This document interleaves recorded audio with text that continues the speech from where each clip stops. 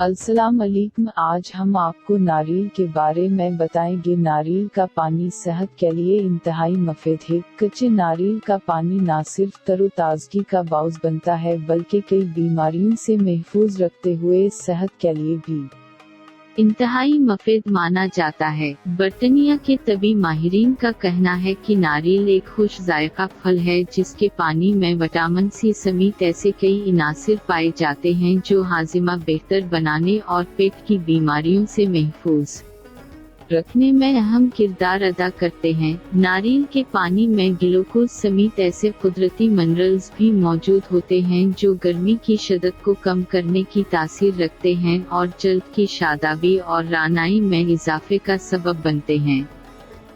गर्मियों में नारियल और उसके पानी का ज्यादा से ज्यादा इस्तेमाल करने वाले अफराद के क़व्वत मदाफ़त में कई गुना इजाफा हो जाता है। आपको हमारे वीडियो कैसी लगी? वीडियो लाइक और शेयर करें और अपने कमेंट्स जरूर दें और हमारे चैनल को सब्सक्राइब जरूर करें।